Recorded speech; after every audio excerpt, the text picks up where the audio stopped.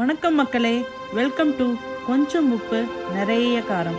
இன்னைக்கு நம்ம பார்க்க போகிறது சுவையான சீரக சம்பா மட்டன் பிரியாணி. வாங்க எப்படி பண்ணுறதுன்னு பார்க்கலாம்.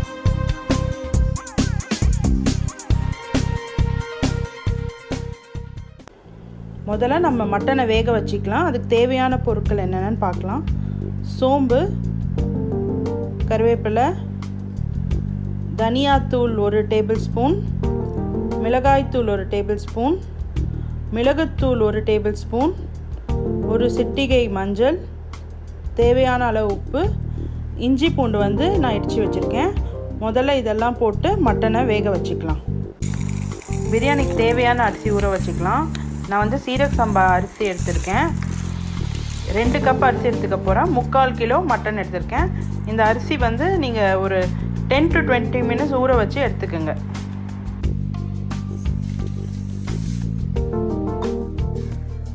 குக்கரில் 2 ஸ்பூன் எண்ணெய் எடுத்திருக்கேன். சோம்பு போட்டு வெடிக்க வச்சுட்டேன். அடுத்ததாக கருவேப்பிலை போடுறேன். இப்போது இஞ்சி பூண்டு கொஞ்சம் இதை போட்டு நல்லா ஃப்ரை பண்ணிவிட்டு ஒரு 1 or 2 மினிட்ஸ் ஃப்ரை பண்ணால் போதும். இதுக்கப்புறமா கழுவி வச்ச மட்டனை இதில் நான் சேர்க்க போகிறேன். இப்போது மட்டன் சேர்த்தாச்சு. 3/4 கிலோ மட்டன் நான் எடுத்திருக்கேன்.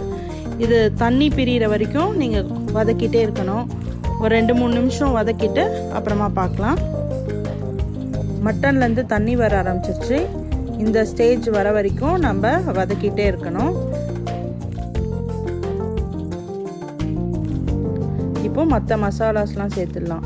உப்பு, மஞ்சத்தூள், மிளகுத்தூள், மிளகாய்த்தூள், தனியாத்தூள் எல்லாத்தையும் போட்டுட்டு கொஞ்சம் தண்ணி வச்சு மட்டனை வேக வச்சு எடுத்துக்கலாம். சும்மா ஒரு 2 நிமிஷம் ஃப்ரை பண்ணால் போதும். இப்போ நான் பக்கத்துலேயே கொஞ்சம் சுடு தண்ணி வச்சுருக்கேன். போட்டு மட்டனை வேக வச்சுக்கலாம். மட்டன் வெந்ததுக்கப்புறம் பார்க்கலாம். மட்டனை ப்ரெஷர் குக் பண்ண போகிறேன். ஒரு 5 to 7 விசில்ஸ் மட்டன் வேக வச்சு எடுத்துக்கலாம். மட்டன் வெந்திருக்கான்னு செக் பண்ணிடலாம். ஓகே, மட்டன் நல்லா வெந்திருக்குங்க.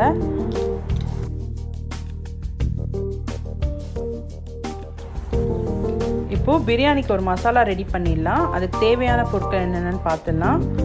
புதினா, சின்ன வெங்காயம் ஒரு 10-15, ஒரு 6 பல் பூண்டு, 2 துண்டு இஞ்சி, 4 பச்சை மிளகா, 4 வரமிளகா, 2 ஏலக்காய், கொஞ்சோண்டு பட்டை, கொஞ்சோண்டு சோம்பு. இப்போ இதெல்லாம் அரைச்சி எடுத்துக்கலாம் மிக்சியில். வேக வச்ச மட்டனையும் தண்ணியும் தனித்தனியாக பிரித்து வச்சுருக்கேன். இப்போ பிரியாணி தாளிக்க போகிறோம். அதுக்கு 2 பெரிய வெங்காயம், 2 தக்காளி, தாளிக்கிறதுக்கு கொஞ்சம் கரம் மசாலா, எண்ணெய் காய வச்சுருக்கேன். அப்புறமா கொஞ்சோண்டு நெய் ஊற்றிக்கலாம். 2 கரண்டி எண்ணெய், கொஞ்சோண்டு நெய் ஊற்றிக்கிட்டிங்கன்னா டேஸ்ட் நல்லாயிருக்கும். நெய் காஞ்சதுக்கப்புறம் பிரியாணி இலை, பட்டை, ஏலக்காய், லவங்கம், சோம்பு எல்லாம் போட்டு தாளிச்சிக்கலாம்.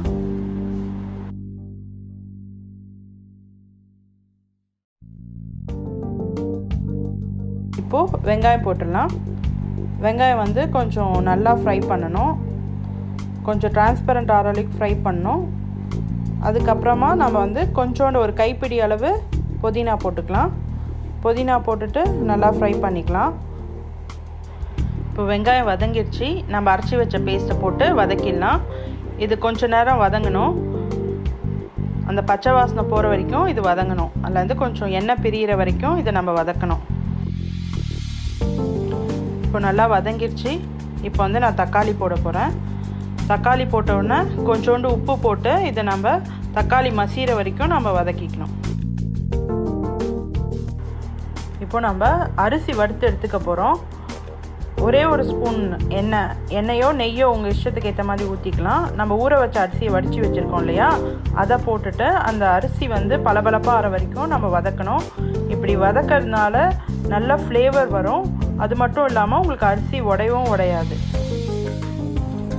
இப்போது தக்காளி நல்லா மசிஞ்சிருச்சு பாருங்கள்.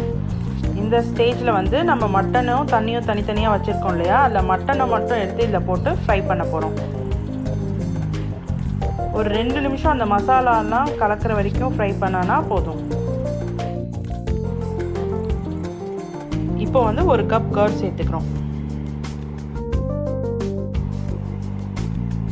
இப்போ வந்து நம்ம தண்ணி சேர்த்துடலாம். மட்டன் வேக வச்ச தண்ணி.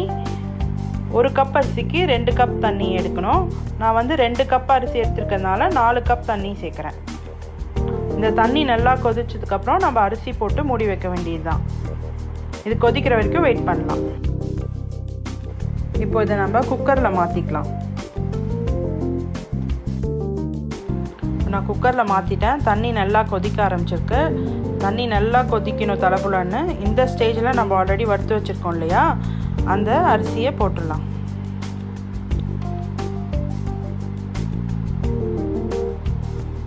அரிசி போட்டுட்டு நம்ம குக்கர் மூடி வச்சிடலாம்.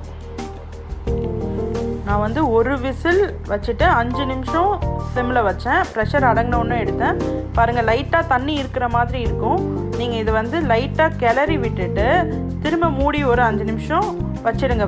அடுப்பில் வைக்காதீங்க. ஜஸ்ட் அந்த ப்ரெஷர்லேயேனா இந்த மாதிரி 5 மினிட்ஸ்க்கு அப்புறம் இந்த மாதிரி ட்ரை ஆகிடும். இப்போ வந்து நான் ஹாட் பேக்கு ட்ரான்ஸ்ஃபர் பண்ணுறேன். நம்ம சூடான பிரியாணி ரெடி.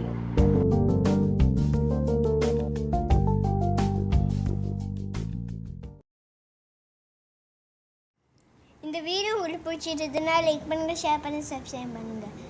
கூடவே பெல் ஐக்கானும் கிளிக் பண்ணுங்கள். பாய்.